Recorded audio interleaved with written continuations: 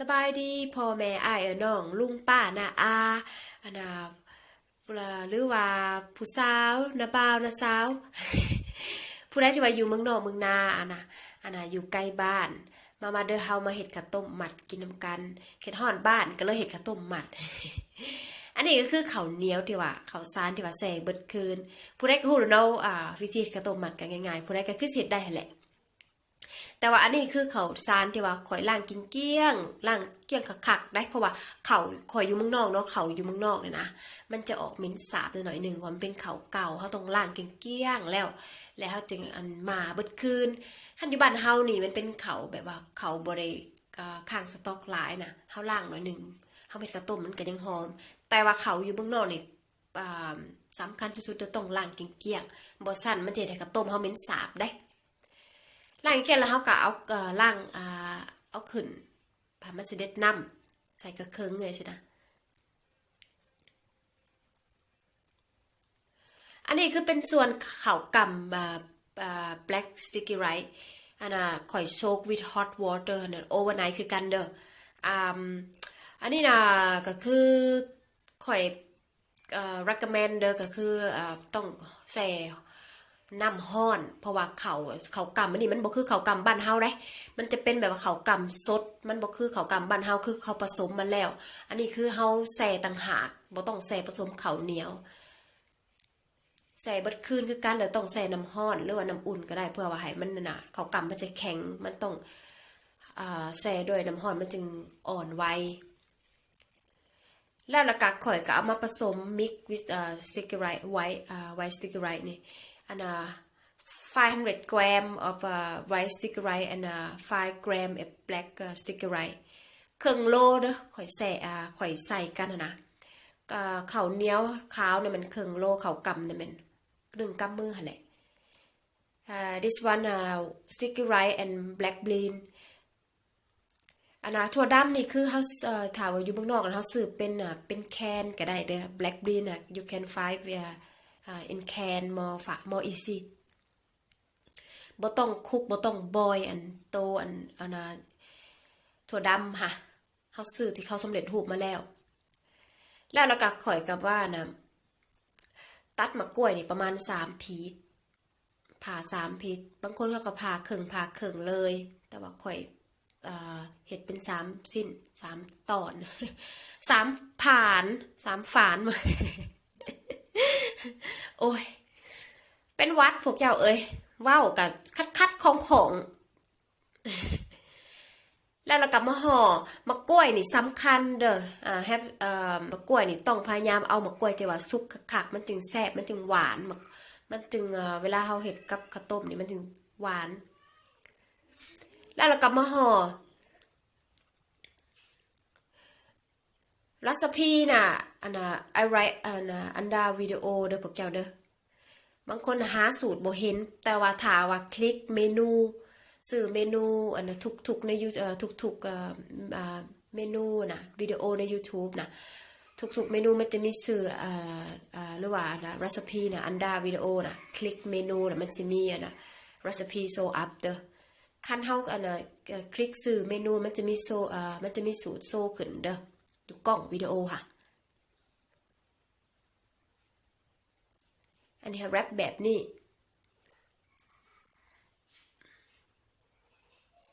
อันนี้คือเขานะเขากำพยายามห่อให้แน่นเด้อ make sure when you wrap you make sure they tight if they tight that they can make ข้าวต้มlook beautiful and tight and look what I don't know how to explain but they look very nice when they cook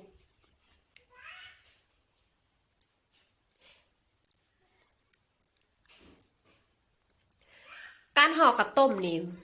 ผู้เฒ่าผู้แก่เนาะหรือว่าพ่อแม่อันเพิ่นห่อน่ะมันจึงงามแต่ว่าข่อยก็บ่ถ้าสิแล้วข่อยก็บ่ค่อยได้กินได้ว่าถ้าโดนๆกินทีนึงเนาะมีแต่เวลามีบุญมีหยังอันนี้ก็คือแบบว่าเฮาบ่แม่นคนชำนาญห่อเนาะโดนๆเฮ็ดกินทีนึงซำนี้ก็โอเคแหละอันน่ะ ห่อข้าวต้มนี่ต้องผู้เฒ่าผู้แก่หรือว่าพ่อแม่ห่อไปถึงงามแม่พาห่อแต่ว่าคันผู้ใดเฮ็ดขายเขาก็ห่องามนะเขาเฮ็ดเขาห่อคู่มือแต่ว่าเฮาโดนเฮ็ดเทื่อหนึงห่อเทื่อหนึงก็ถือว่าโอเคล่ะอันไม่ตอกค่ะนะคันบ่มีเฮาก็เอาไอ้ซังก็เอาเสือกฟางหรือว่าที่ว่าสิเขาห่อว่า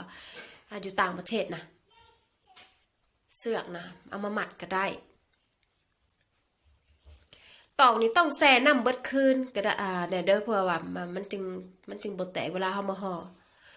wood stick น่ะ soak water overnight คือกันเด้อ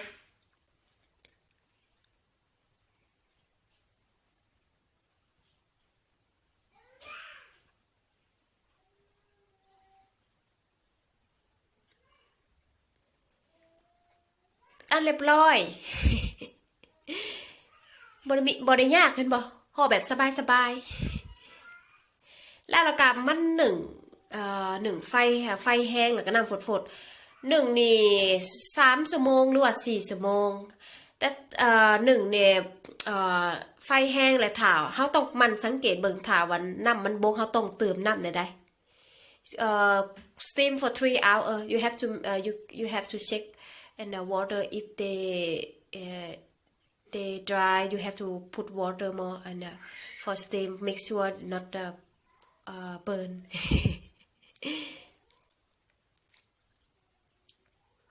or you can boil more fast if you boil about 1 or 2 hours I recommend that you boil with you boil more fast and don't use time too much I recommend if you want if you don't have time I recommend you boil more fast more than steam you boil about 1 or 2 hours 1.5 hours if you steam for 3 hours but you can cook the 2 way you can steam or you can boil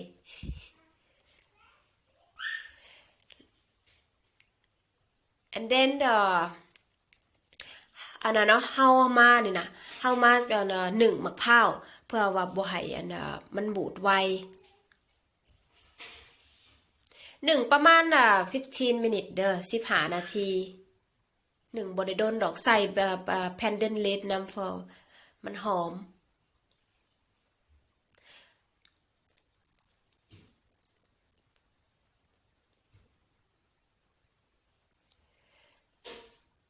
อันนี้นะคือ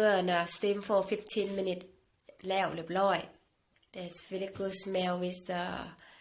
but pandan leaf pandan leaf แล้วเราก็เอามาใส่กระถาดคันเฮาหนึ่งนะเวลาเฮ็ดขายหรือว่าเฮาจะเฮ็ดมีงานบุญงานหยังนะเฮาก็ต้องหนึ่งสุกแล้วก็เฮาก็เอามาใส่ซอสเกลือจักหน่อยหนึ่งแล้วก็สลาวเพื่อให้มันมีรสชาติจักหน่อยหนึ่งการหนึ่งอันนี้นะมันจะช่วยเฮาแบบว่าถ้าเฮ็ดขายหรือว่ามีบุญเฮือนบุญซานอากาศร้อนๆบ้านเฮาน่ะหรือจะตามเฮ็ดก็ได้น่ะมันจะช่วยให้มักพร้าวขูดนั่นนี่นะบ่บูดง่ายเทคนิคของมันก็ได้หลังจากนั้นเฮาก็มาแกะข้าวต้มเฮานี่ออกทาดา อันนี้คือเป็นข้าวต้มมัด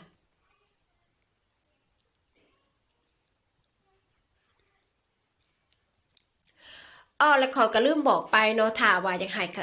เวลาเฮาห่อข้าวต้มนะใบตองนะสั้นแรกนี่เฮามันง่ายทางในมันขึ้นใบตองแผ่นที่2เนี่ยง่ายตัวสีเขียวมันค่ะอันน่ะขึ้นเด้อแบบว่าทับกันนะถ้าว่า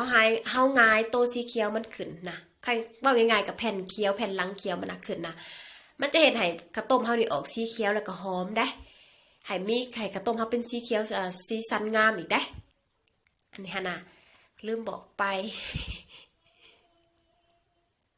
มาเด้อมาซอยพ่อแม่อ้ายน้องลุงป้าน้าอาทานได้ที่ว่าอยู่เมืองนอกเมืองนาคิดฮอดบ้าน